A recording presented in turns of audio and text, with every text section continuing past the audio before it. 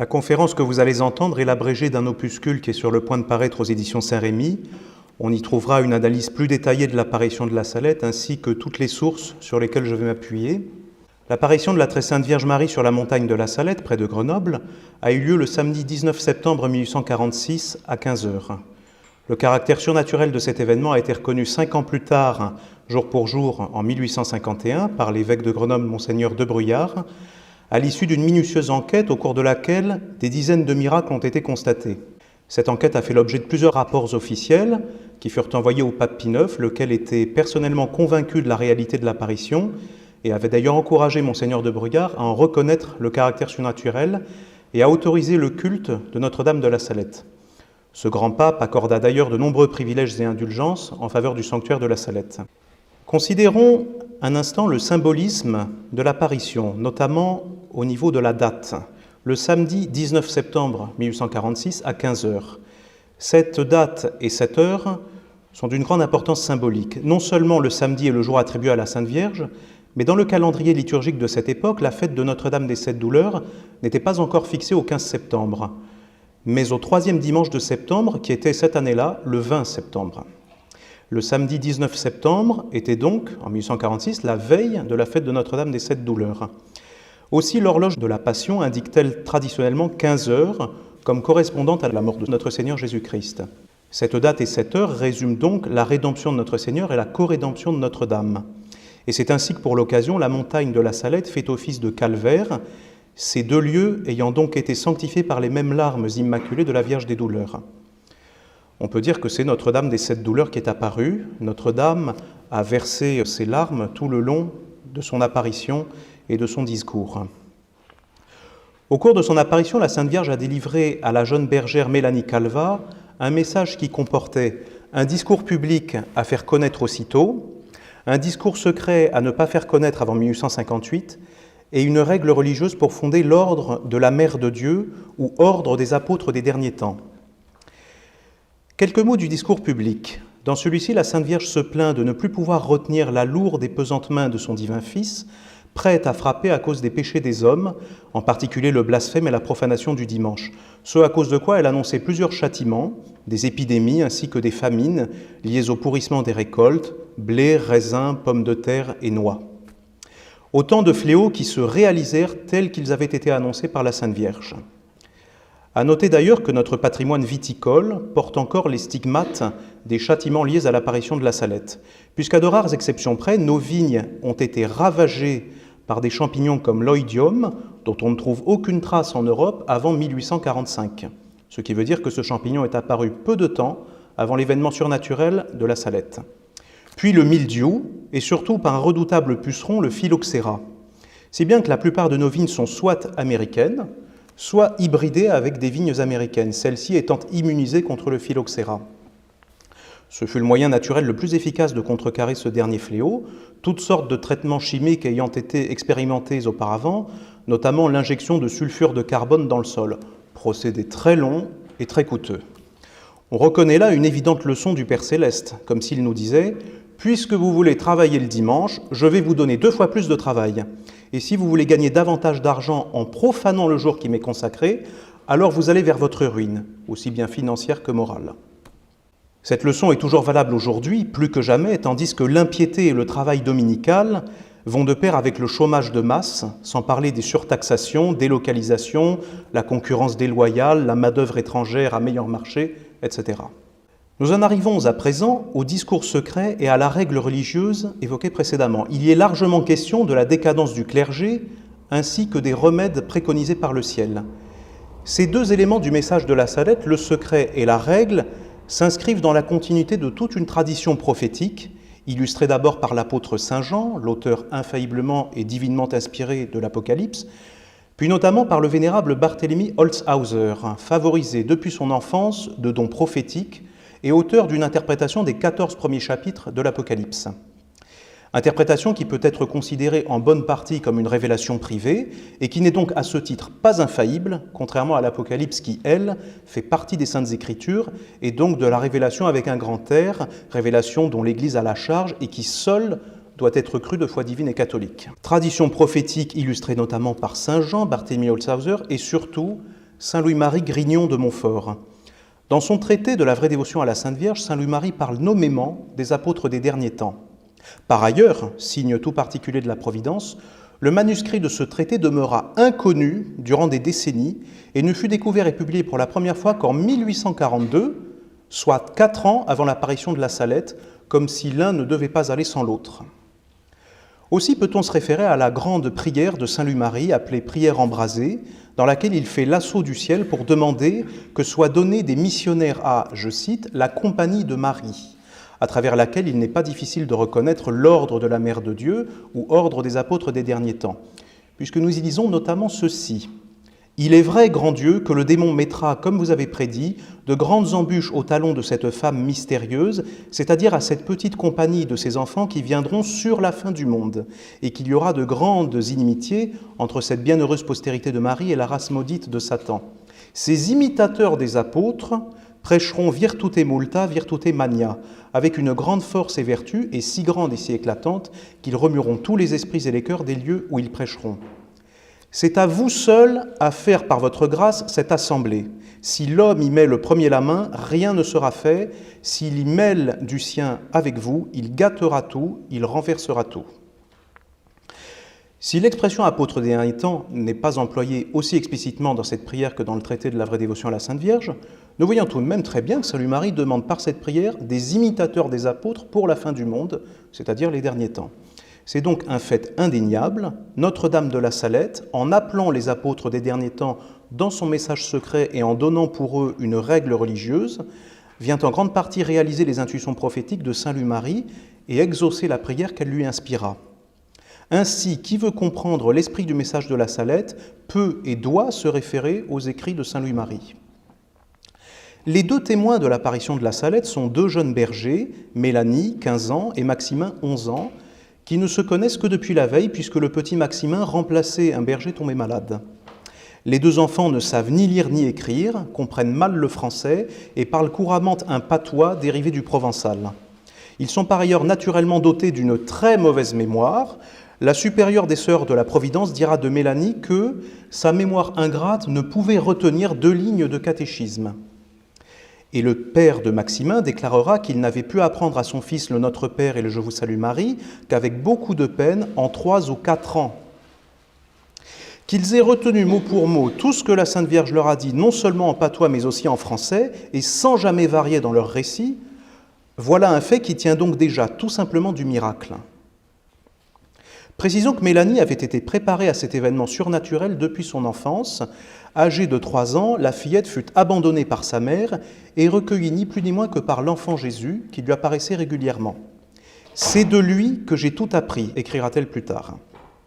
Lire, écrire, etc., et même dans plusieurs langues. Le secret de Notre-Dame de la Salette se compose de 33 paragraphes ou alinéas. Afin de ne pas dépasser le temps imparti, il ne sera malheureusement pas possible de tous les commenter. Je ne peux donc que vous renvoyer vers mon opuscule qui paraîtra bientôt. S'adressant à moi, relate Mélanie, la très sainte Vierge me parla et me donna un secret en français. Ce secret, le voici tout entier et tel qu'elle me l'a donné. Mélanie, ce que je vais vous dire maintenant ne sera pas toujours secret, vous pourrez le publier en 1858. Les prêtres, ministres de mon fils, les prêtres par leur mauvaise vie, par leurs irrévérences et leur impiété à célébrer les saints mystères, par l'amour de l'argent, l'amour de l'honneur et des plaisirs, les prêtres sont devenus des cloaques d'impureté. Oui, les prêtres demandent vengeance, et la vengeance est suspendue sur leur tête. Malheur aux prêtres et aux personnes consacrées à Dieu, lesquels, par leurs infidélités et leur mauvaise vie, crucifient de nouveau mon fils. Les péchés des personnes consacrées à Dieu crient vers le ciel et appellent la vengeance. Et voilà que la vengeance est à leur porte.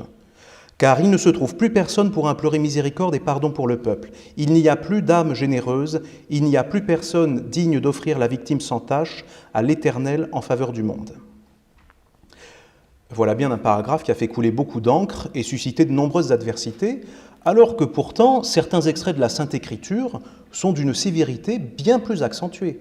Si bien que, comme l'écrivait très justement l'abbé Isidore Roubaud, dans une prière à Notre-Dame de la Salette en 1882, je cite, « Un orgueil insensé a fait dire que les paroles de votre révélation sont exagérées. Non, elles ne le sont point, et si ce n'eût été votre très grande compassion pour les pécheurs, les termes auraient été encore plus énergiques. Voici en effet quelques extraits du prophète Jérémie. « Depuis le plus petit jusqu'au plus grand, tous se livrent à l'avarice, et depuis le prophète jusqu'au prêtre, tous agissent avec tromperie. » Chapitre 6, verset 13. « Mon tabernacle a été dévasté parce que les pasteurs ont agi en insensés et qu'ils n'ont pas cherché le Seigneur. À cause de cela, ils ont été sans intelligence et tout leur troupeau a été dispersé. » Chapitre 10, versets 20 et 21. « Des pasteurs nombreux ont ravagé ma vigne. Ils ont foulé aux pieds mon partage.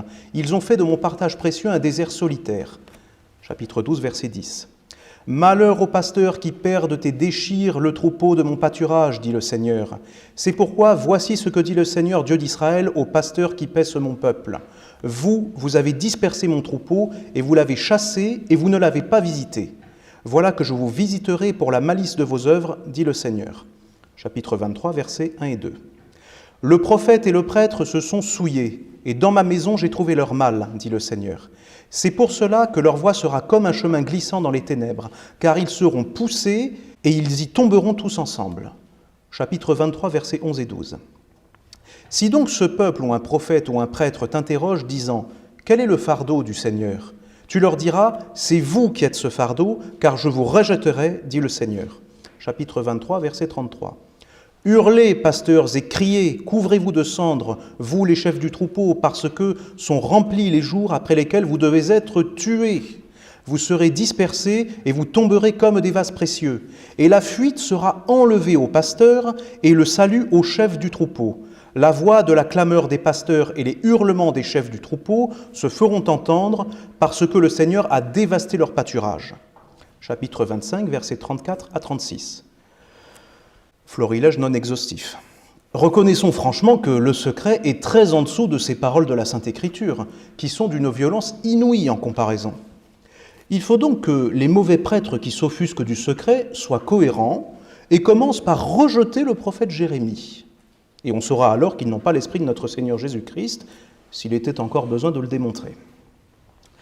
Notons d'ailleurs chez le prophète Jérémie, tout comme dans le secret de Notre-Dame, la prédominance des articles indéfinis. Le prêtre, les pasteurs chez le prophète Jérémie, et les prêtres et les personnes consacrées à Dieu chez Notre-Dame de la Salette. Il s'agit justement d'un langage qui n'est ni théologique ni magistériel, c'est un langage prophétique. Et comme le notait très justement Maître Amédée Nicolas, dans sa défense et explication du secret de la Salette, écrite à la demande du pape Léon XIII, je cite, « Le style prophétique paraît presque toujours sous une forme généralisatrice et même hyperbolique. On peut s'en convaincre en lisant diverses parties des deux testaments. Du reste, la Sainte Vierge ne dit rien des prêtres qui sont dans le devoir. Elle ne s'occupe que de ceux qui n'y sont pas et sont cause de ces larmes. Ce n'est donc que de ces derniers, et non de tous les prêtres, qu'elle dit qu'il ne se trouve plus personne parmi eux pour implorer miséricorde et pardon pour le peuple, et qu'il n'y en a plus qui soit digne d'offrir la victime sans tache à l'Éternel en faveur du monde. Absolument parlant, aucun homme, même le plus saint, n'est digne d'offrir la divine victime. Mais ce n'est pas de cette indignité que parle la mère du Sauveur, c'est de celle qui naît de l'esprit, des sentiments et de la conduite. On ne peut donc pas dire, comme on l'a fait, que le clergé tout entier est sous l'anathème du secret. » Fin de citation. Il n'y a donc pas lieu de se scandaliser du langage employé par Notre-Dame, d'autant que quiconque connaît un peu l'histoire de l'Église sait bien que malheureusement, ceux qui ont commis les plus grands crimes contre la Sainte Église et causé les plus grands dommages contre la chrétienté se trouvent être précisément des prêtres et des évêques. Judas Iscariote, Arius, Macédonius, puis Nestorius et Sergius, tous trois successivement patriarches de Constantinople et à l'origine de plusieurs hérésies, Eutychès, qui fut l'antithèse de Nestorius, Pélage, Phocius et Michel Cérulaire, les responsables du schisme d'Orient, Wyclève, Jean Hus, Luther, Jansénius, l'abbé Sieyès, l'abbé Grégoire, Monseigneur de Talleyrand et tous ces évêques français qui ont calomnié la messagère de Notre-Dame de la Salette, et jusqu'à leurs successeurs qui ont protégé tous les Congards, tous les Lubac, tous les Chenus et autres modernistes qui ont fait Vatican II. Vatican II qui est, à n'en point douter, la vengeance dont parlait Notre-Dame à cause des péchés du clergé. Car ce ne sont ni les Juifs ni les francs-maçons qui ont fait Vatican II, mais des prêtres et des évêques. Certes, à l'imitation de Judas Iscariote prenant ses instructions auprès du Sanhédrin, les traîtres dont nous parlons se sont effectivement fait les relais de la synagogue de Satan. Ce n'est donc que sous cet angle que l'on peut dire à improprement parler que ce sont les Juifs et les francs-maçons qui ont fait Vatican II, par le biais des clercs qui se sont mis à leur service. Ce qui montre bien que celle-ci, la synagogue de Satan, est impuissante si nous lui résistons. Et que, comme le disait fort justement saint Pidis, la force des mauvais vient de la faiblesse des bons. Aussi, quelques explications s'imposent quant à l'anathème cloaque d'impureté, qui résume à lui seul tout ce paragraphe, les premiers à le reconnaître étant ceux-là même qui se sentent visés par ces mots aussi lapidaires que lourds de sens. Si le mot impureté est toujours évocateur pour nous, il n'en est cependant pas de même du mot cloaque, quelque peu tombé en désuétude. Voyons ce qu'en dit Pierre Larousse dans son grand dictionnaire universel du XIXe siècle. Cloaque, du latin cloaca, dans l'Antiquité romaine, souterrain voûté par lequel s'écoulaient les eaux pluviales et les immondices de la ville. Aujourd'hui, trou pratiqué pour recevoir les eaux sales, les eaux ménagères. Par extension, amas d'eau croupie et infecte, exemple tombé dans un cloaque. Par exagération, endroit sale et infect, exemple cette maison est un cloaque. Figuré, réceptacle, foyer d'impureté, exemple le serpent est le cloaque de toutes les infamies, Toussenel. Le cœur humain est un cloaque, Joseph de Maistre. Nous avons là globalement le premier sens du mot cloaque. Un égout, une fosse septique et par extension, ce qui a trait à la saleté ou à la souillure. Si les notions de souillure et d'impureté font penser au vice et particulièrement contre le sixième commandement, mais pas seulement, le vice en général, il peut aussi s'agir d'hérésie. Souvenons-nous de la prière du pape Léon XIII à Saint Joseph, « Préservez-nous de toute souillure d'erreur ». Oui, l'erreur est une souillure, une impureté doctrinale, un adultère spirituel. Et apparenté au mot cloaque qui désigne l'égout, il n'est pas difficile de penser ainsi au modernisme que dénonçait saint Pidis comme l'égout collecteur de toutes les hérésies, selon une traduction devenue très courante, mais qui ne figure pas dans la traduction d'époque. Mais la traduction d'époque semble quand même atténuée par rapport au latin. De manière plus générale, il arrive que la Sainte Écriture emploie au sens métaphorique ce qui a trait à l'impureté, comme le montre par exemple le chapitre 23 du livre d'Ézéchiel, dans lequel les villes de Samarie et de Jérusalem, respectivement capitales des deux parties du royaume d'Israël divisées après la mort de Salomon, sont comparées à deux sœurs se prostituant et se livrant à la fornication avec leurs ennemis. Il est par ailleurs à noter que saint Jérôme applique aux mauvais chrétiens l'entièreté de ce long chapitre, ne parlant que d'impureté et d'ignominie d'un bout à l'autre. Donc encore une fois, les mots cloaques d'impureté, aussi lapidaires et lourds de sens soient-ils, ainsi que tout ce deuxième paragraphe, sont très en dessous d'un grand nombre d'extraits de la Sainte Écriture. Et leur attribution à la Sainte Vierge ne doit pas nous choquer, il n'est que de relire les prophètes Jérémie et Ézéchiel. Voici ce qu'énoncent ensuite les paragraphes 3 et 4 du secret. Dieu va frapper d'une manière sans exemple. Malheur aux habitants de la terre, Dieu va épuiser sa colère et personne ne pourra se soustraire à tant de mots réunis. Ce qui faisait dire à maître Amédée Nicolas, notre temps possède une cause de corruption et d'égarement que les siècles antérieurs n'avaient pas et qui fait comprendre la promptitude avec laquelle les hommes d'aujourd'hui se sont éloignés de l'Église de Jésus-Christ. Cette cause est l'indifférence en matière de gouvernement temporel venant se joindre aux idées libérales, au catholicisme libéral, c'est-à-dire au catholicisme non catholique. Catholicisme libéral, c'est un oxymore en réalité, c'est l'un ou l'autre. Les gouvernements temporels influent d'une manière considérable et extrêmement efficace sur les peuples. Sont-ils illégitimes et par conséquent criminels et nés du crime? Ils ont, comme nous l'avons établi, intérêt à égarer et à corrompre ceux qu'ils gouvernent afin qu'ils leur ressemblent et les maintiennent au pouvoir. Fin de citation. Nous vivons en effet une époque de légalisation et de banalisation du péché qui est sans exemple dans l'histoire de l'humanité. Avortement, propagande homosexuelle, théorie du genre, la théorie qui n'existe pas, soi-disant, euthanasie, et paix à l'âme de Vincent Lambert. Indépendamment de cela, nous avons tous été frappés par des châtiments qui sont aussi sans exemple et auxquels personne ou presque n'a pu se soustraire.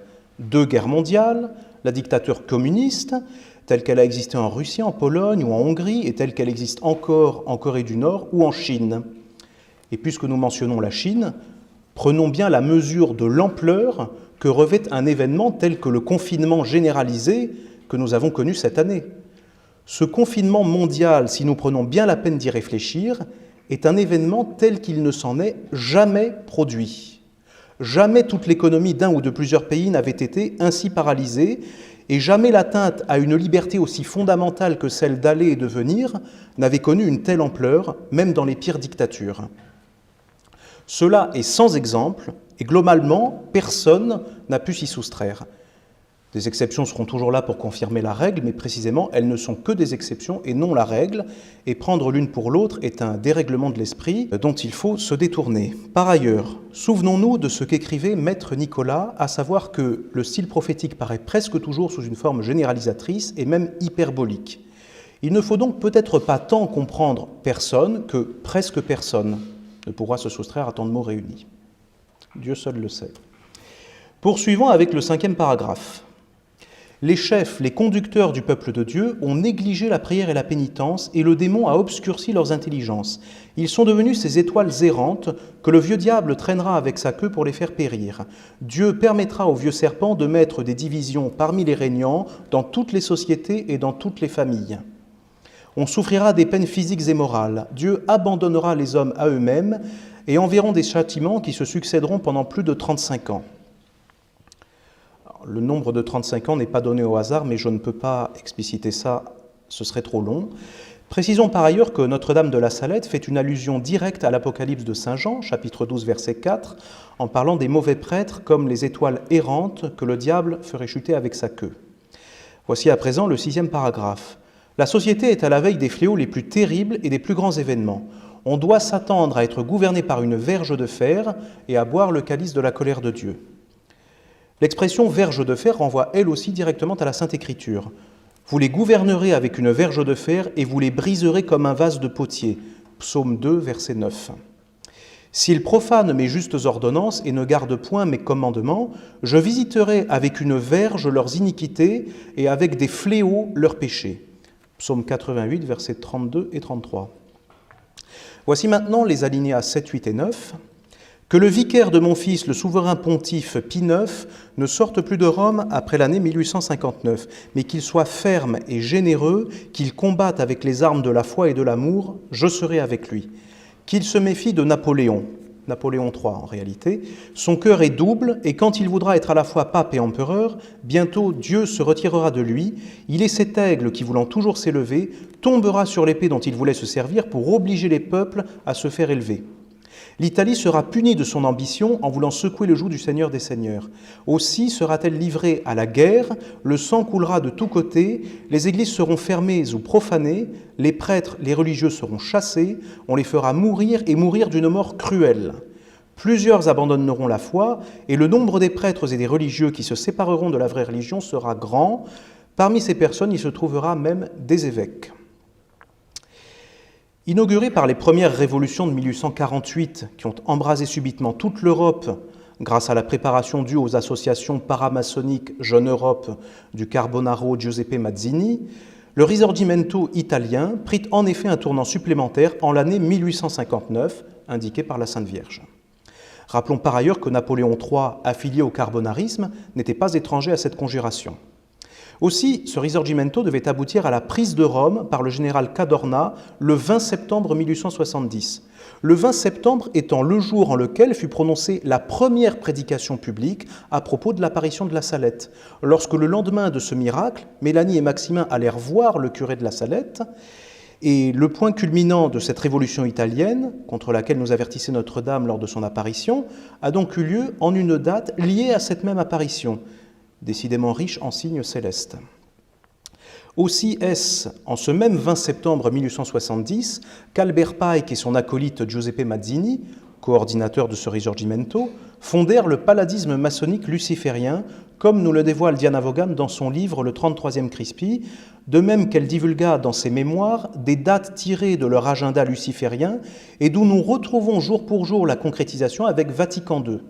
De quoi réduire à néant les mensonges incohérents par lesquels le sinistre Léo Taxil prétendit que Diana Vaughan n'était qu'une invention de sa part, surtout si nous ajoutons à cela que Mélanie Calva a eu la vision de la mort héroïque endurée par cette martyre méconnue.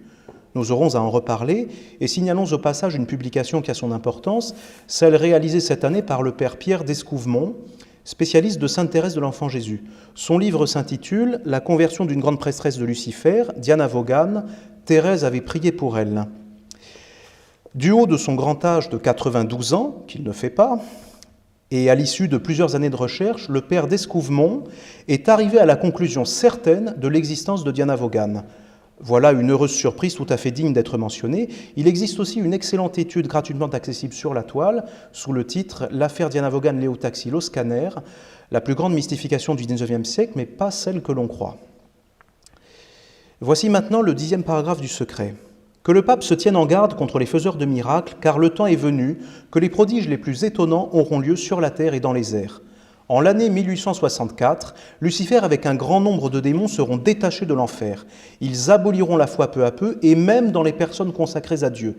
Ils les aveugleront d'une telle manière qu'à moins d'une grâce particulière, ces personnes prendront l'esprit de ces mauvais anges.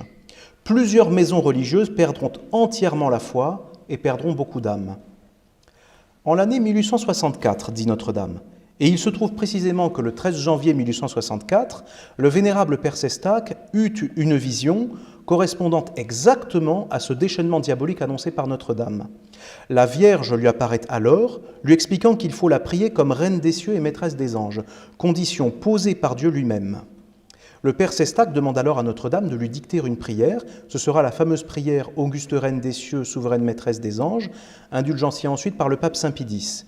Il s'agit de la prière que nous avons récitée en début de conférence, et si chacun de vous pouvait repartir de cette salle avec la résolution de la réciter tous les jours, ce qui devient particulièrement vital, alors cette conférence aurait été vraiment utile. 12e paragraphe. Les mauvais livres abonderont sur la terre et les esprits de ténèbres répandront partout un relâchement universel pour tout ce qui regarde le service de Dieu. Ils auront un très grand pouvoir sur la nature. Il y aura des églises pour servir ces esprits.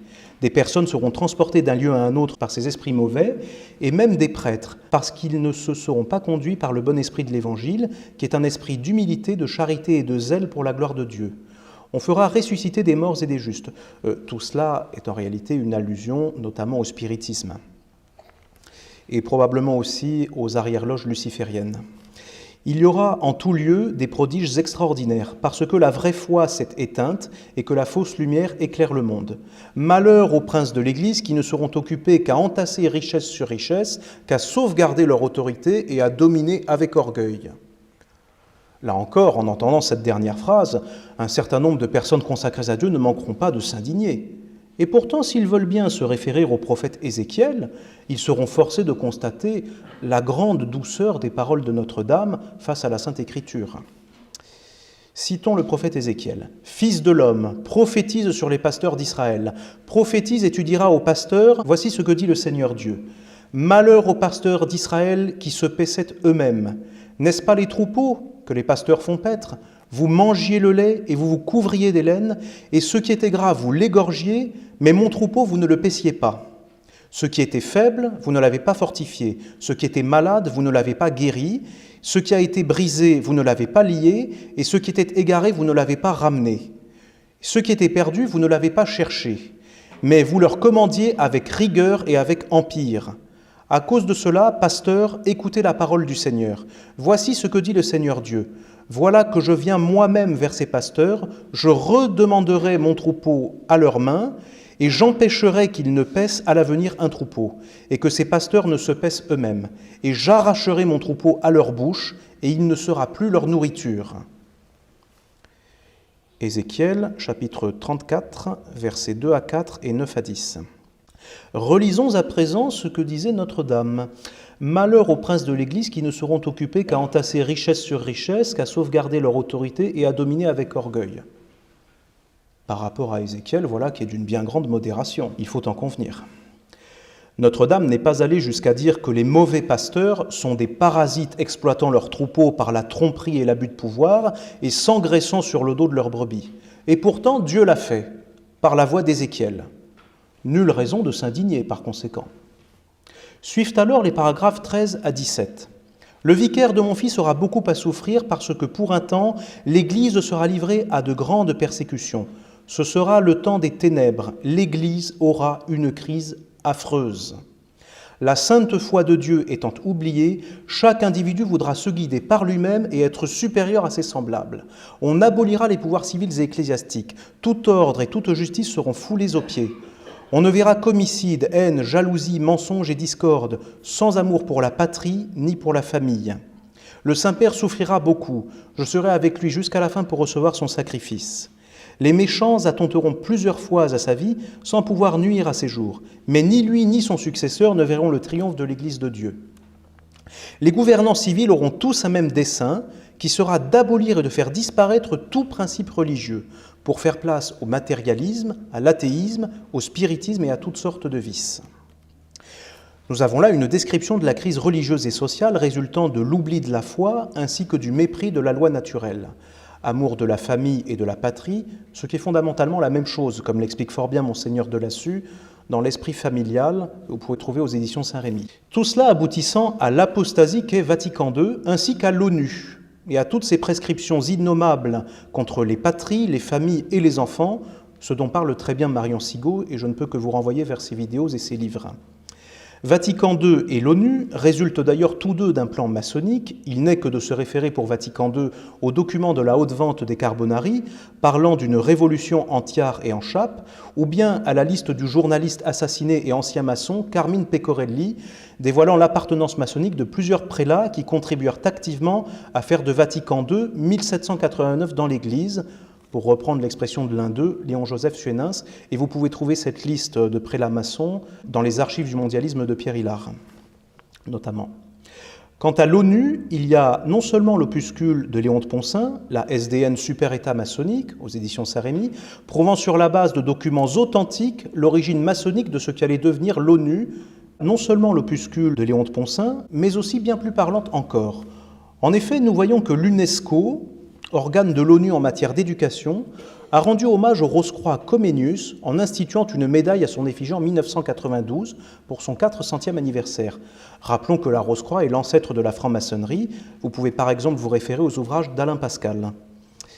Aussi voyons-nous dans le courrier de l'UNESCO de novembre 1957 que cette organisation reconnaît en Comenius, je cite, « l'apôtre de l'éducation moderne et de la compréhension internationale », c'est-à-dire cosmopolite, de cosmos politos, citoyen du monde. Donc l'amour de la famille et de la patrie. Allant même jusqu'à écrire, je cite, « Comenius n'est-il pas allé jusqu'à convenir, dans ce qu'il a appelé le Conseil de la Lumière, d'une organisation internationale pour l'éducation, la science et la culture, lointaine préfiguration de notre UNESCO ?» Cet aveu habilement tourné sous forme de question nous donne alors une clé de lecture capitale. Comenius avait en effet prôné dans sa Panorthosie de 1644 l'édification d'un gouvernement mondial composé, je cite, de 3 tribunaux arbitraux auxquels seraient soumis tous les différends qui pourraient surgir entre les lettrés, les prêtres et les princes, c'est-à-dire respectivement le Conseil de la Lumière, le Consistoire mondial et le Tribunal de la paix. C'est comme ça qu'il les appelle. Ajoutant à cela, je cite, que leur chef suprême sera cet Hermès Trismégiste qu'est le Christ. Montrant bien sous quelle bannière il combattait, celle du faux Christ, c'est-à-dire de l'antéchrist, puisque Hermès et tous les dieux païens sont des démons, comme dit le psalmiste. Par conséquent, si l'UNESCO est le Conseil de la Lumière voulu par Comenius, il est alors évident que le tribunal de la paix n'est autre que l'ONU. Reste donc à déceler le consistoire mondial, qu'il n'est pas difficile de reconnaître dans la fausse Église conciliaire et œcuménique inaugurée par Vatican II, cette nouvelle Pentecôte que demandait Jean XXIII dans sa prière du 23 septembre 1959. Et s'il y a une nouvelle Pentecôte, il y a logiquement une nouvelle Église, puisque c'est par la Pentecôte que fut promulguée et manifestée de manière visible l'Église fondée par notre Seigneur sur la croix, comme l'enseigne le pape Pie XII dans Mystici Corporis. Notons d'ailleurs que l'ONU se trouve encensée dans l'infâme testament spirituel de Jean XXIII qu'est Pacem in Terris, encyclique mondialiste dans laquelle est enseigné le salut universel. Je cite, « Les hommes ont été faits par la grâce enfants et amis de Dieu », écrivait-il. « Homines superna gratia filii et amici Dei sunt facti ». Cette encyclique est donc hérétique, puisque seuls les chrétiens ont été faits enfants et amis de Dieu par la grâce, et certainement pas les hommes. Les hommes ont été faits homines superna gratia, c'est irréfutable. Et puisque Jean XXIII mentionne élogieusement la Déclaration universelle des droits de l'homme de 1948 de l'ONU, sans rien trouver à y redire, alors qu'elle est pire que celle de 1789, contre laquelle le pape Pie VI avait eu des mots très durs et à juste titre. Précisons que l'article 18 de cette déclaration de l'ONU n'est autre que la fausse liberté religieuse, qui devait triompher à Vatican II grâce à Monseigneur Pavane, principal rédacteur de Pacem in Terris. Et le rôle de Monseigneur Pavane est confirmé par celui qui est réputé être le champion de la liberté religieuse à Vatican II, à savoir John Courtenay Murray. Nous avons une lettre de Courtenay Murray dans laquelle il explique qu'il n'aurait rien pu faire sans Monseigneur Pavane. Or, c'est le principal rédacteur de Pacem in Terris. Donc, de Pacem in Terris à Dignitatis Humanae, nous avons la continuité toute tracée. L'Église conciliaire fondée par Jean XXIII est donc bien une annexe de ce super État maçonnique qu'est l'ONU, avec ses organes que sont notamment l'UNESCO, mais aussi l'OMS, dont le principal soutien financier est un certain Bill Gates, dont nous aurons à reparler. Voici maintenant le 18e paragraphe. Dans l'année 1865, on verra l'abomination dans les lieux saints. Dans les couvents, les fleurs de l'Église seront putréfiées et le démon se rendra comme le roi des cœurs. Que ceux qui sont à la tête des communautés religieuses se tiennent en garde pour les personnes qu'ils doivent recevoir, parce que le démon usera de toute sa malice pour introduire dans les ordres religieux des personnes adonnées au péché, car les désordres et l'amour des plaisirs charnels sont répandus par toute la terre. La France, l'Italie, l'Espagne et l'Angleterre seront en guerre. Le sang coulera dans les rues. Le français se battra avec le français, l'italien avec l'italien. Ensuite, il y aura une guerre générale qui sera épouvantable. Pour un temps, Dieu ne se souviendra plus de la France ni de l'Italie, parce que l'évangile de Jésus-Christ n'est plus connu. Les méchants déploieront toute leur malice. On se tuera, on se massacrera mutuellement, jusque dans les maisons. La France, l'Italie, l'Espagne et l'Angleterre seront en guerre. Citons la guerre franco-prussienne, 1870, la guerre de l'Italie contre le Saint-Siège, le Risorgimento, la guerre hispano-américaine de 1898, la guerre coloniale franco-britannique de la même année, etc. Ensuite, une guerre générale épouvantable, la Première Guerre mondiale. Le français se battra avec le français, la Commune de Paris par exemple, et pourquoi pas aussi les Gilets jaunes. L'italien avec l'italien, Révolution italienne. Dieu ne se souviendra plus de la France ni de l'Italie parce que l'évangile de Jésus-Christ n'est plus connu. Il faut comprendre cela avec toutes les nuances inhérentes à la réalité humaine. Beaucoup croient connaître l'évangile, tandis que certains se fient à leurs sentiments propres pour faire du libre examen, et que d'autres cherchent à en éliminer ou diminuer certains passages qu'ils estiment dérangeants. Ainsi, par exemple, la conférence de Seelisberg de 1947, menée par l'ignoble Jules Isaac. J'ai eu l'occasion de lire son livre « L'enseignement du mépris », c'est une horreur. C'est un livre méprisable pour le coup. L'ignoble Jules Isaac, prétendant diminuer, à l'issue de cette conférence de Seelisberg, la portée de la phrase prononcée par les Juifs déicides, que son sang retombe sur nous et sur nos enfants. Je précise que l'expression déicide est employée notamment par saint Cyril d'Alexandrie. De fait, rien n'est pire que les vérités diminuées dont se lamentait le roi David en son 11e psaume. Passons maintenant au 20e paragraphe, qui est d'une grande densité. Au premier coup de son épée foudroyante, les montagnes et la nature entière trembleront d'épouvante, parce que les désordres et les crimes des hommes percent la voûte des cieux. Paris sera brûlé et Marseille engloutie. Plusieurs grandes villes seront ébranlées et englouties par des tremblements de terre. On croira que tout est perdu. On ne verra qu'homicide, on n'entendra que bruit d'armes et que blasphème. Arrêtons-nous d'ores et déjà ici. Paris sera brûlé. L'histoire nous a montré plusieurs fois des signes avant-coureurs de ce grand incendie de Paris qui n'a pas encore eu lieu tel que Mélanie l'a vu. Car en effet, tandis que la Sainte Vierge dictait son secret, Mélanie voyait les événements se dérouler sous ses yeux et de manière plus précise que les paroles parfois énigmatiques ou voilées du secret.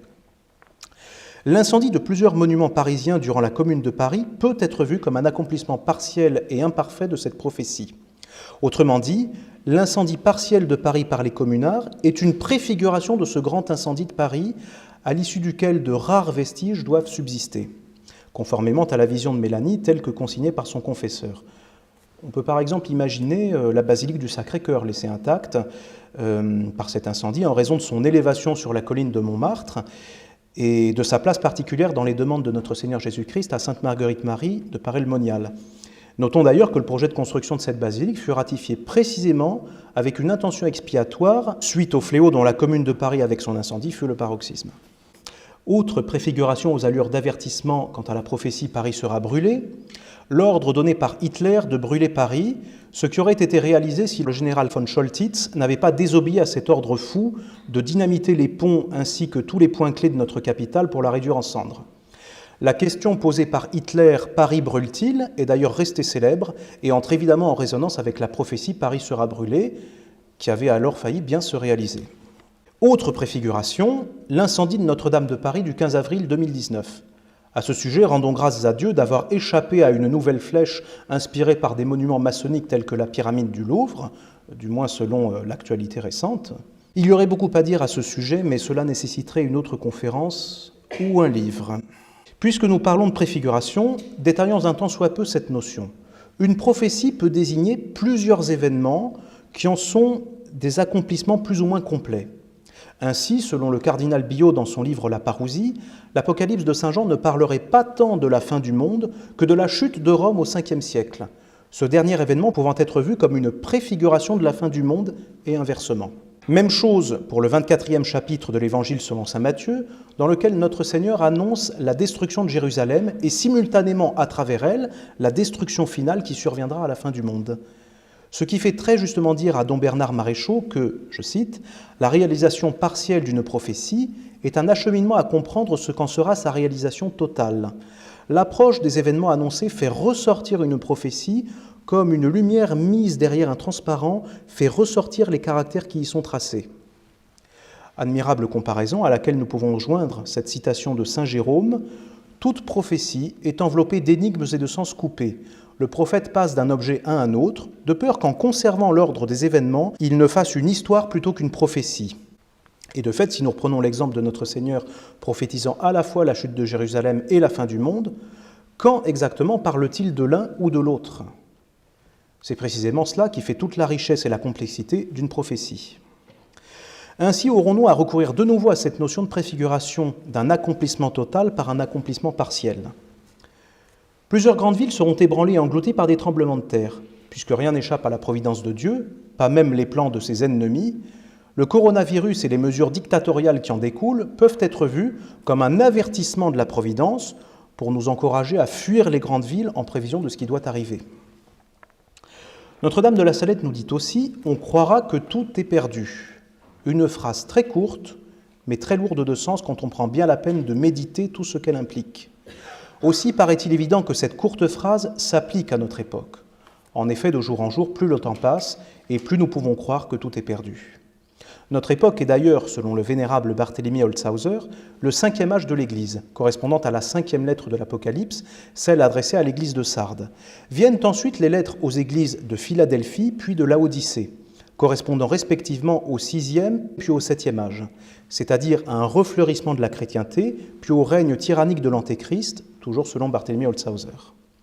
Gratifié de visions dès ses premières années, le saint prêtre écrit que le 5e âge, inauguré par le schisme de Luther, doit se terminer par une période de grandes épreuves qui, si elles n'étaient abrégées, aboutirait logiquement au règne de l'Antéchrist.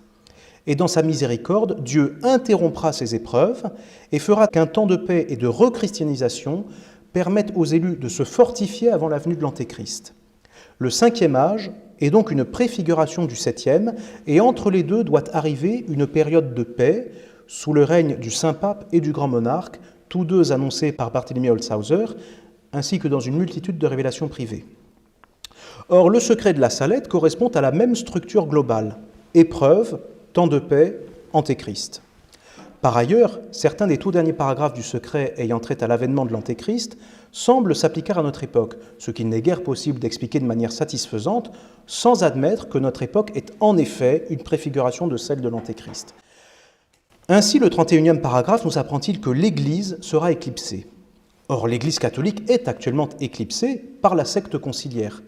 Néanmoins, le contexte de ce 31e paragraphe parlant d'éclipse indique clairement la présence de l'Antéchrist et le retour d'Élie et Enoch pour prêcher contre lui.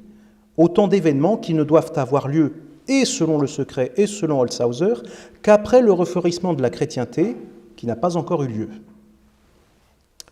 Nous vivons donc une préfiguration de cette éclipse finale, et cet aspect de préfiguration de notre époque sera détaillé ensuite. Reprenons la lecture du 20e paragraphe. « Les justes souffriront beaucoup, leurs prières, leurs pénitences et leurs larmes monteront jusqu'au ciel, et tout le peuple de Dieu demandera pardon et miséricorde, et demandera mon aide et mon intercession.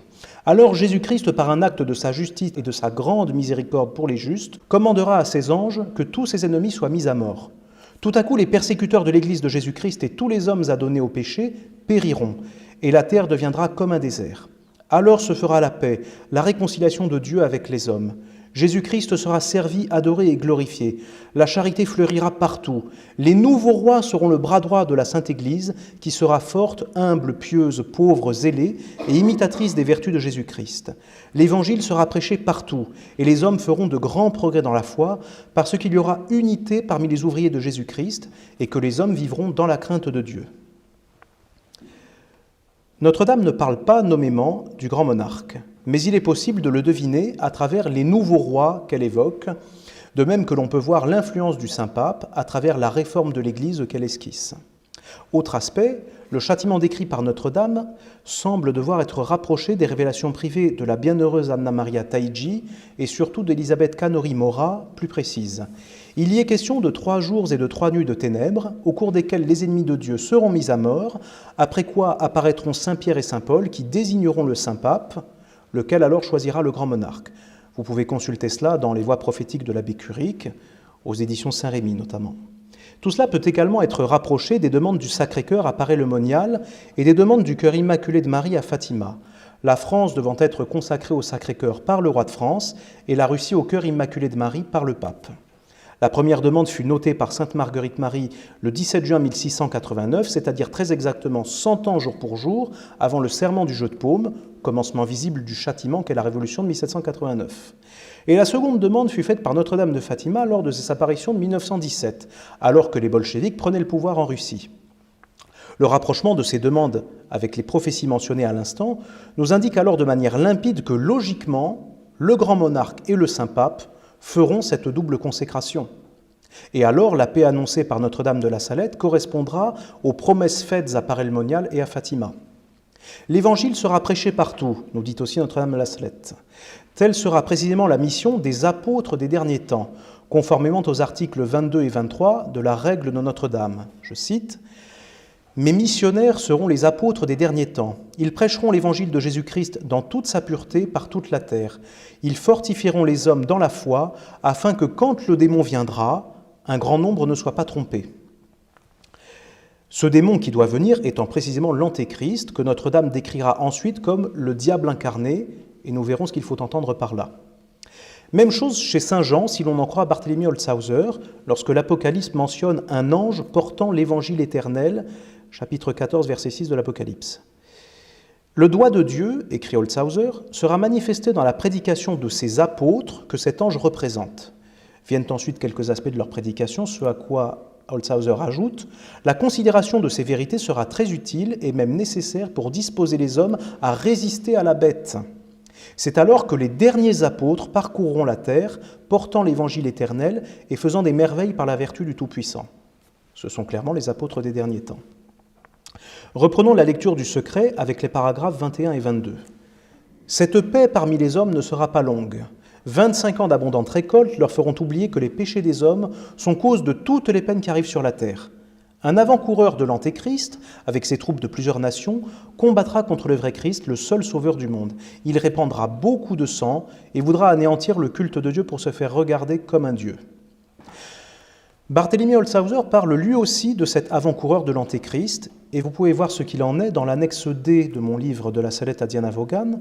Vous y trouverez l'hypothèse qui m'a été inspirée par la lecture croisée du Secret et du Vénérable Holzhauser. Cette hypothèse a le mérite de concilier d'une manière cohérente les deux opinions qui existent chez les pères et les docteurs quant à savoir si l'Antéchrist siégera à Rome ou à Jérusalem.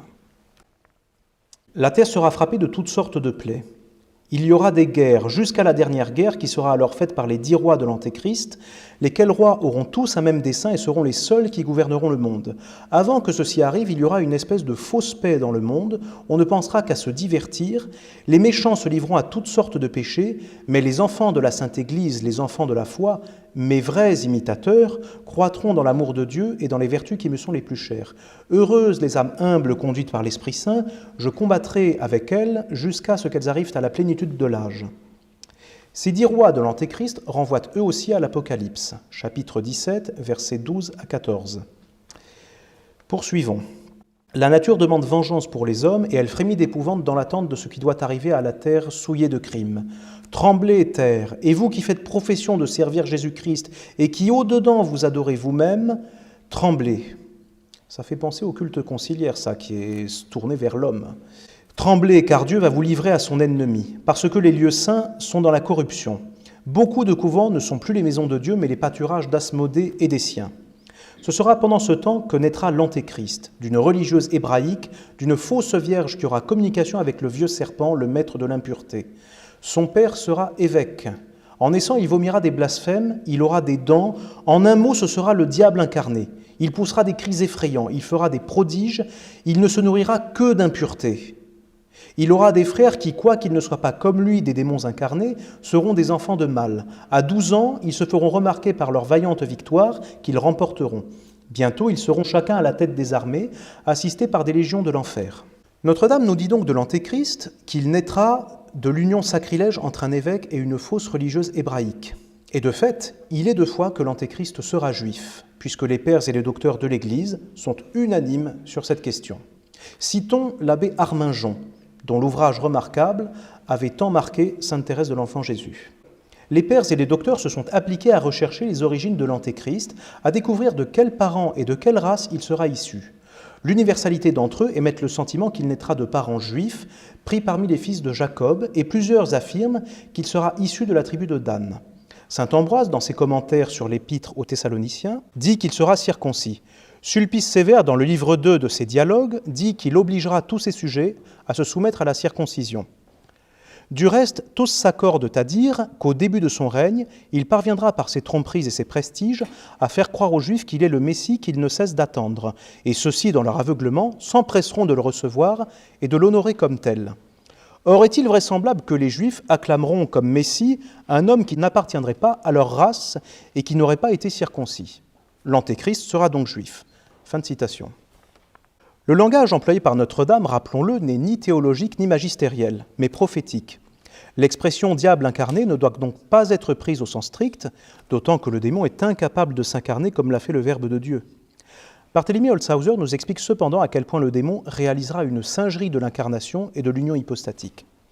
Je cite, « L'Antéchrist, qui selon Daniel chapitre 7, verset 7, sera une bête terrible et merveilleuse, opérera des prodiges incroyables par la force et la grande puissance de Lucifer, dont il sera possédé. » Et de même que le Verbe de Dieu s'unit véritablement et hypostatiquement à la nature humaine, et que par cette union la divinité communiqua à l'humanité la force et la puissance d'opérer des miracles pour prouver qu'il est vraiment le Fils de Dieu, c'est ainsi que Satan s'efforcera de démontrer par de grands prodiges que la divinité habite spirituellement dans l'Antéchrist, et il parviendra à en persuader tous les hommes, à l'exception de ceux dont les noms sont inscrits au livre de vie.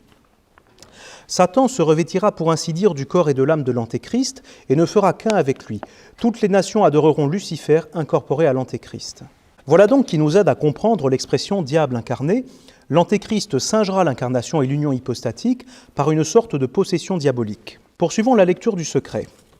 Les saisons seront changées, la terre ne produira que de mauvais fruits, les astres perdront leur mouvement régulier, la lune ne reflètera qu'une faible lueur rougeâtre.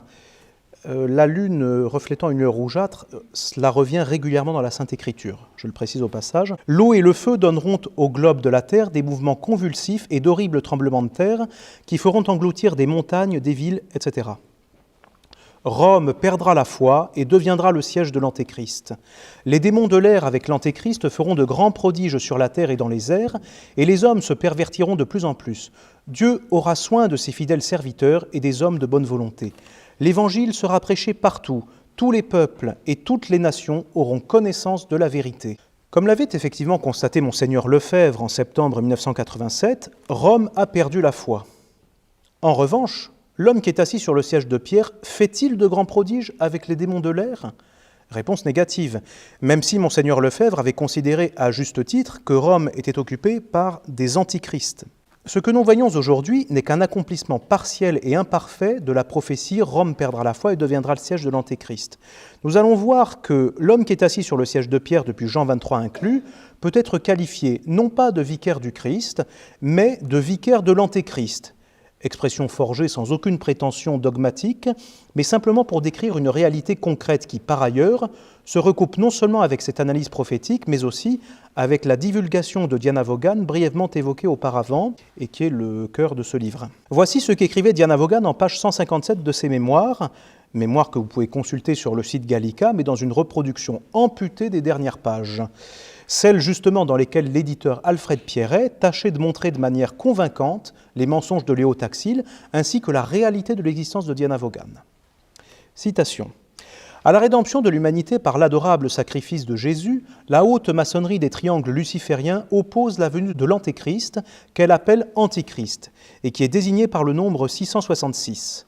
La tradition de l'occultisme palladique, fondée sur le sentiment de plusieurs démonologues, est qu'un démon nommé Antichrist existe au royaume de feu et qu'il s'incarnera le 25 décembre 1961, naîtra le 29 septembre 1962 et établira sur terre le règne de Lucifer. L'opinion des démonologues porte seulement sur l'existence du démon Antichrist. Le reste a été ajouté par les docteurs de la secte, principalement par Albert Pike, écrivant sous la dictée des diables d'enfer qu'ils invoquaient et qui apparaissaient. Il ne m'appartient pas de me prononcer sur l'identité de ce démon, peut-être sont-ils plusieurs mauvais esprits qui prennent tour à tour ce nom, afin de se vanter de futurs exploits, de victoires assurées, aux yeux de leurs infortunés dupes et victimes, au nombre desquels j'ai été si longtemps. » Fin de citation. Cette divulgation du plan luciférien d'Albert Pike nous est d'un grand secours. Certes, il ne faut pas tant en saisir le détail que la tournure globale, puisque le démon ne connaît pas l'avenir, si bien que nous aurions tort de prendre a priori cela pour argent comptant. L'élément capital de cette divulgation est que nous avons des dates. Une première qui nous est présentée comme devant être l'incarnation de l'Antéchrist, ou du moins d'un démon ou groupe de démons derrière le vocable Antichrist et le nombre 666. La seconde date, elle, doit en être la nativité. La première, 25 décembre 61, est très exactement la date de convocation officielle de Vatican II par la bulle Humanae Salutis de Jean XXIII. La seconde, en revanche, ne correspond guère à quelque événement connu. Nous constatons néanmoins qu'elle précède de 13 jours le discours inaugural de Vatican II. En effet, le 11 octobre 62, pour l'ouverture de Vatican II, Jean XXIII prononça un discours exposant une ligne directrice rompant totalement avec 20 siècles d'Église, expliquant que désormais l'erreur ne devrait plus être condamnée et qualifiant au passage la basilique Saint-Pierre de second cénacle. Ce qui n'est pas sans évoquer la nouvelle Pentecôte qu'il appelait de ses vœux dans sa prière du 23 septembre 59. Or, comme nous le rappelle le pape Pie XII dans Mystici Corporis, la Pentecôte fut la manifestation de l'Église. Ce discours inaugural de Jean XXIII est donc la manifestation de la nouvelle Église conciliaire et faussement catholique. Or, non seulement manifestation est la signification étymologique du mot épiphanie, mais l'épiphanie de notre Seigneur Jésus-Christ est célébrée 13 jours après la Nativité. Nous voyons donc, grâce à ce décryptage et aux 2 dates dévoilées par Diana Vaughan, que depuis la convocation de Vatican II jusqu'au discours inaugural de Jean XXIII, nous avons l'incarnation, la nativité et l'épiphanie de cette préfiguration de l'Antéchrist qu'est la secte conciliaire. Ainsi donc, autant l'Antéchrist sera une singerie du Christ, autant la secte conciliaire est une singerie de son corps mystique, en cette période de préfiguration. C'est pourquoi nous appelons vicaire de l'Antéchrist celui qui la dirige, et qui, selon le magistère de l'Église, ne peut nullement être pape. En effet, le pape Boniface VIII enseigna solennellement dans Unam Sanctam, 1302, la nécessité pour le salut d'être soumis au pape, enseignement rappelé par le pape Pie XII dans Mystici Corporis. Cependant, il est également nécessaire au salut d'être soumis à la foi. Il ne peut donc pas y avoir de contradiction entre les deux, puisque ces 2 conditions sont nécessaires au salut. Se soumettre au pape, c'est se soumettre à la foi, et inversement, il ne peut pas en être autrement. Au-delà de cela, le simple bon sens nous montre que pour diriger une école de musique, un hôpital, une gendarmerie par exemple, il faut être respectivement musicien, médecin ou gendarme. Et il en est de même pour n'importe quelle société. Et ainsi faudrait-il croire que cela s'appliquerait à toute société, sauf à la société divinement instituée par notre Seigneur Jésus-Christ. Voilà qui est totalement absurde. Il est donc évident que pour diriger l'Église catholique, il faut être catholique et ne pas professer d'hérésie publique, contredisant ouvertement le magistère divin, ce que sont pourtant les enseignements de Jean XXIII déjà mentionnés et ceux de Vatican II. Précisons d'ailleurs que le pape est le vicaire de Jésus-Christ. Le vicaire, c'est celui qui est là en lieu et place d'un autre. Dieu nous enseigne par son Église, comme le dit l'acte de foi, et il nous enseigne par le pape. Si donc le pape peut enseigner des hérésies, en fait, ce serait Dieu qui nous enseignerait des hérésies à travers le pape. Absurde. Et blasphème, par ailleurs. Ainsi, Le sacrilège que constitue objectivement la mention d'un hérétique faussement pape dans le canon de la messe symboliserait-il les offrandes que feront à la bête ceux qui accepteront d'emporter la marque ? Il nous semble que oui. C'est pourquoi nous nous refusons, sauf cas grave, de nous rendre à des messes entachées de cette mention sacrilège, que nous appelons des messes unacum. Il faut donc être non unacum, quand on comprend bien cela. L'actualité nous montre cependant qu'en cette période qui est la nôtre et qui annonce l'avènement de la bête de l'Apocalypse, la préfiguration de l'Antéchrist ne se limite pas à la secte conciliaire. Saint Jean nous dit en effet que la bête fera en sorte que tous aient la marque de la bête en leur main droite, ou leur bras droit, selon les traductions, et sur leur front, et que personne ne puisse acheter ni vendre que celui qui aura la marque ou le nom de la bête ou le nombre de son nom, c'est-à-dire 666. Apocalypse chapitre 13, versets 16 à 18. À ce sujet, ne vous êtes-vous jamais demandé pourquoi les codes-barres comportent 3 doubles traits, respectivement au début, au milieu et à la fin ? Mais pourquoi cette question ? Tout simplement parce que la valeur numérique de cette double barre est le 6. Il y a donc systématiquement un triple 6 dans les codes-barres. Codes-barres qui permettent justement d'acheter et de vendre. Mais le fait est que l'on peut acheter ou vendre sans code-barre ou sans Internet. Et nous passons rapidement sur les 3 W de World Wide Web, web signifiant la toile d'araignée au passage, et le W correspondant au Vav de l'alphabet hébraïque, dont la valeur numérique est le 6. Triple 6, systématique sur Internet. Net étant le filet en anglais, ce qui rejoint donc bien la toile d'araignée, le filet comme la toile servant à capturer des proies. Quant à l'araignée, je vous laisse deviner, sale bête. Mais ce qui est actuellement prévu par ces mêmes élites vendues au diable est en réalité bien pire. Nous savons, grâce à 2 articles du Monde et de Mediapart, présentés dernièrement par Pierre Hilard, notamment dans sa réédition des Chroniques du mondialisme et aussi dans un excellent entretien sur TV Liberté, qu'il faut regarder, que le géant de l'informatique Bill Gates, principal soutien financier de l'OMS, rappelons-le, contribue activement à l'élaboration d'un vaccin à implant numérique, technologie brevetée sous le numéro 666. C'est officiel.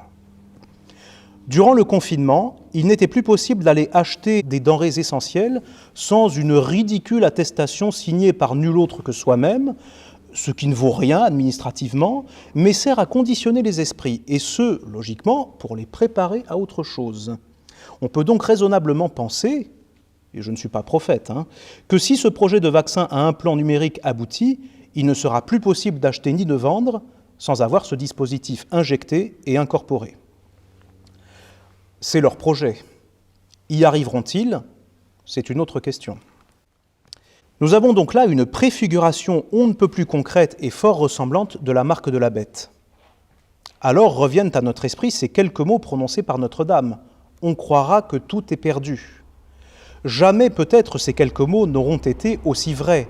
Il faudra alors, et même dès maintenant, que nos prières, nos pénitences et nos larmes abrègent cette épreuve en obtenant de Dieu qu'il envoie ses anges exterminateurs, conformément à ce qu'annonçait Notre-Dame. Le Saint-Pape et le Grand Monarque peuvent alors être vus comme la préfiguration d'Élie et Enoch venant contre l'Antéchrist. C'est alors que nous en arrivons à l'appel adressé par Notre-Dame aux apôtres des derniers temps. J'adresse un pressant appel à la terre. J'appelle les vrais disciples du Dieu vivant et régnant dans les cieux. J'appelle les vrais imitateurs du Christ fait homme, le seul et vrai sauveur des hommes.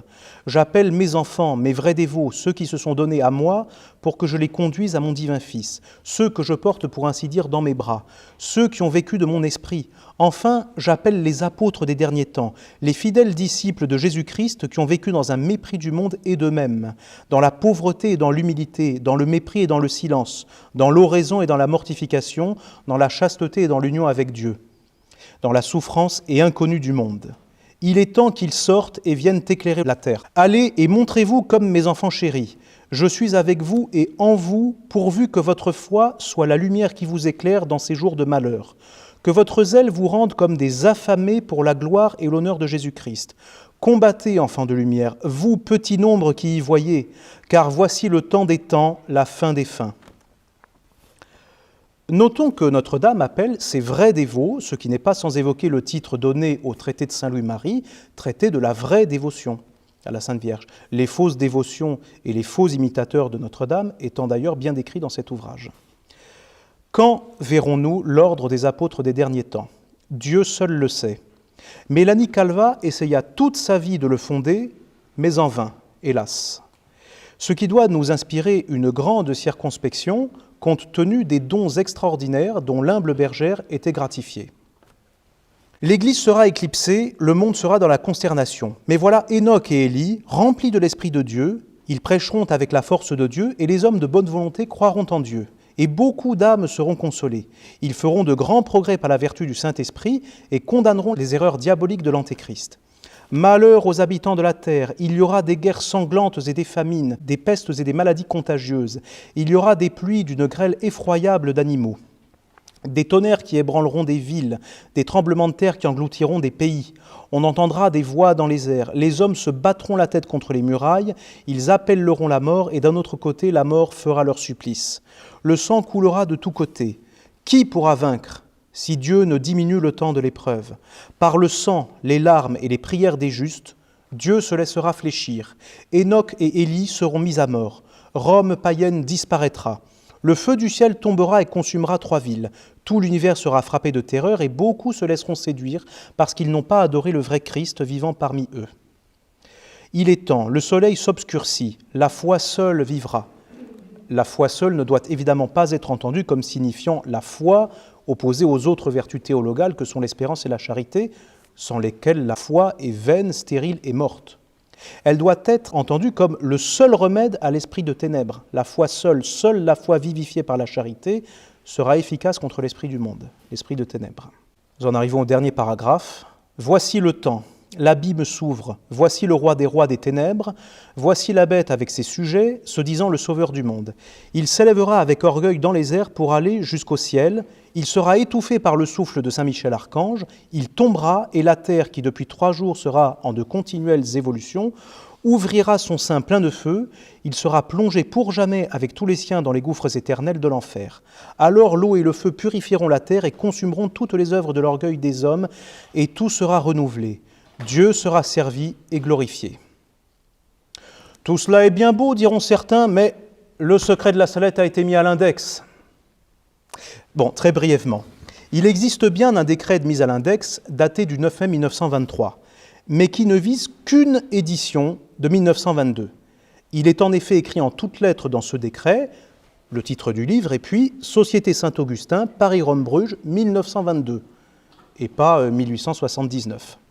Or, si l'on se réfère à des ouvrages canoniques tels que ceux de Raoul Naz ou d'Adrien Cans, il est dit expressément que si, dans un décret de mise à l'index, une édition précise est mentionnée, celle-là seulement est condamnée, ce qui est parfaitement logique du reste. Par conséquent, ceux qui vous disent que le secret de la Salette est à l'index sont soit des ignorants, soit des menteurs. C'est l'un ou l'autre. Certains vous diront alors qu'il y a le décret du 21 décembre 1915 dans lequel il est interdit de commenter le secret de la Salette, c'est-à-dire exactement ce que je viens de faire. Ce décret se présente de façon confuse et imprécise comme la réitération de décisions antérieures et ne mentionne pas l'approbation du pape Benoît XV. Celui-ci disait d'ailleurs à Jacques Maritain, à propos de ce décret, donc le pape Benoît XV, dans un entretien à Jacques Maritain, lui disait non pas « je veux éviter un scandale » ou « nous voulons éviter un scandale », mais « le Saint-Office veut éviter un scandale » à propos de ce décret, ce qui est révélateur. Que penser de la validité de ce décret en l'absence d'approbation par le pape ? Cette absence d'approbation pourrait être justifiée si ce décret était vraiment une réitération de décisions antérieures déjà approuvées par le pape. Mais en réalité, il n'en est rien. Les soi-disant décisions antérieures sont seulement des décrets truqués de 1880. En effet, tandis que le pape Léon XIII avait fait venir Mélanie à Rome pour parler du secret et de la règle des apôtres des derniers temps, donc elle était à Rome en novembre et décembre 1878, elle s'est entretenue avec Léon XIII le 3 décembre, et ensuite elle est restée 5 mois pour écrire les constitutions des apôtres des derniers temps à la demande du pape Léon XIII. Tandis que le pape Léon XIII avait fait venir Mélanie à Rome pour parler du secret et de la règle des apôtres des derniers temps, pour l'explication de laquelle il avait même demandé à Mélanie de rester 5 mois à Rome, Tout cela sans oublier la défense et explication du secret de la Salette de maître Amédée Nicolas, écrite à la demande du pape Léon XIII. Un complot fut ourdi par une poignée de prélats romains, parmi lesquels le cardinal Bartolini, qui avait été pris plusieurs fois en flagrant délit de mensonge, et notamment par le triste monseigneur Ginouillac, auquel il faut bien reconnaître ce mérite. C'est monseigneur Ginouillac qui, à l'instigation de Napoléon III, fit exiler Mélanie en Angleterre, rappelons-le. On ne peut donc pas soupçonner monseigneur Ginouillac de sympathie vis-à-vis de Mélanie, et on ne peut donc d'autant moins le soupçonner d'avoir inventé le mensonge qu'il a entendu du cardinal Bartolini. Le même cardinal Bartolini racontait à qui voulait l'entendre que le pape Pie IX avait qualifié l'apparition de la Salette de grande imposture. Bon, ce qui est se moquer du monde quand on connaît un peu l'histoire. Le même Bartolini prétendit en mars 1880 dénoncer la brochure de Mélanie au Saint-Office au nom du pape Léon XIII. Sic. Nous avons alors des fraudes en cascade. Citons notamment un décret rendu contre la brochure de Mélanie alors que le vote des consulteurs du Saint-Office était en défaveur d'un tel décret. C'est-à-dire que les consulteurs du Saint-Office avaient voté contre le fait que ce décret soit rendu, mais ce décret a été quand même rendu, de manière frauduleuse. Ainsi que 2 décrets portant une mention manuscrite, alors il y a d'autres décrets, mais je cible les principaux qui permettent de démonter cette supercherie. 2 décrets portant une mention manuscrite d'approbation par le pape le même jour, je cite. Le même jour de la féerie, le Saint-Père a approuvé. C'est la mention manuscrite figurant sur ces décrets. Alors que des semaines plus tard, un rapport du père Smith, pourtant hostile au secret, ne fait aucune mention de ces prétendues approbations qui n'ont donc été rajoutées que bien après. C'est-à-dire que vous aviez ces mentions manuscrites sur les décrets, et ensuite vous avez eu le rapport du père Smith, mais le rapport du père Smith aurait dû recopier ces mentions, faire état de ces mentions, mais elles n'y sont pas dans son rapport. Alors que pourtant il est hostile au secret, donc on ne peut pas le soupçonner d'avoir omis volontairement ces mentions. Ces mentions n'ont donc été rajoutées que bien après, si bien qu'elles sont mensongères, puisque stipulant soi-disant que le Saint-Père a approuvé le même jour, ce qui est faux. Tout cela sans mentionner le fait que la condamnation d'un livre tel que la brochure de Mélanie relevait non pas du Saint-Office, mais de la congrégation de l'Index, laquelle existait toujours et n'avait pas encore été intégrée au Saint-Office, ce qui ne se fera qu'en 1917. Par conséquent, dans les attaques visant à faire croire que le secret de la Salette aurait été condamné, tout est faux, de A à Z. Autre attaque récurrente contre le secret de Mélanie, avant de terminer cette conférence, on vous dira que le vrai secret de la Salette était beaucoup plus court et que ces histoires d'apostasie et d'éclipse ont été rajoutées par Mélanie. Et la preuve en est que Michel Corteville a retrouvé le manuscrit envoyé par Mélanie au pape Pie IX en juillet 1851. Précisons d'abord qu'en 1851, Mélanie ne pouvait pas dévoiler le secret de la Salette, puisque nous avons vu qu'elle ne pouvait pas le dévoiler avant 1858. Et nous savons que pour cette rédaction, Notre-Dame lui avait indiqué quelques extraits du secret, ainsi que des annotations regardant directement le pape Pie IX. C'est ce qui a été envoyé en juillet 1851. Voici en effet ce qu'écrivait Monseigneur Zola. Mélanie n'a pas envoyé à sa sainteté Pie IX tout le secret qu'elle a publié dernièrement, mais seulement tout ce que la Sainte Vierge lui inspira sur l'heure d'écrire de cet important document, et en outre, bien des choses qui pourraient concerner Pie IX personnellement. Et voici par ailleurs ce qu'écrivait l'abbé Gilbert Combe. « Je tiens de Mélanie que son écrit de 1851, 3 grandes pages serrées, n'était pas moins long que celui de 1879. 3 grandes pages serrées. Même information de la part de François Benjamin d'Os, qui était un témoin direct de cette rédaction de juillet 1851. Le manuscrit envoyé par Mélanie au pape Pie IX faisait 3 pages. Or, le manuscrit trouvé par Michel Corteville ne fait que 2 pages. Ce que Michel Corteville a trouvé au Vatican n'est donc absolument pas le manuscrit de Mélanie. C'est irréfutable. 2, 3, non, c'est irréfutable. La sincérité de Michel Corteville est pourtant indubitable, même si néanmoins, il aurait dû savoir que le vrai manuscrit faisait 3 pages, puisque lui et son défunt père Fernand avaient minutieusement étudié ce qui a trait à l'apparition de la Salette. Si Michel Corteville veut savoir quel est ce pseudo-manuscrit qu'il a trouvé dans les archives de l'ancien Saint-Office, nous lui suggérons de demander à Joseph Ratzinger Celui-là même qui avait publié le faux troisième secret de Fatima le 26 juin 2000, c'est-à-dire quelques mois après la découverte faite par Michel Corteville en octobre 1999, dans des archives qui dépendaient de nul autre que le même Joseph Ratzinger. Et nous lui conseillons aussi de lire la plaquette de Franco Adessa intitulée « La mitre satanique de Benoît XVI » aux éditions Saint-Rémy. Il paraît évident que nous sommes en présence d'une manipulation de la part des antichrists qui occupent le Vatican, et qui préfigurent l'antéchrist du reste, d'autant que l'on fait dire la même chose à ces faux secrets de la Salette et de Fatima. En conclusion, demandons à Dieu que sa volonté soit faite. Demandons-lui l'avènement des apôtres des derniers temps, par exemple en récitant la prière de Saint Louis-Marie Grignon de Montfort, que vous pouvez notamment trouver à la fin de ce livre. Et surtout, demandons-lui un pape. Seigneur, donnez-nous un pape. Répétons cette prière quotidiennement. Seigneur, donnez-nous un pape. Que Dieu daigne nous donner le saint pape et le grand monarque prophétisé, et qu'il nous aide, chacun à notre niveau, à préparer le refleurissement de la chrétienté qui doit avoir lieu sous leur règne. Veillons et prions. Vive Notre-Dame de la Salette, et que Jésus soit aimé de tous les cœurs, ainsi soit-il. Merci à vous pour votre attention.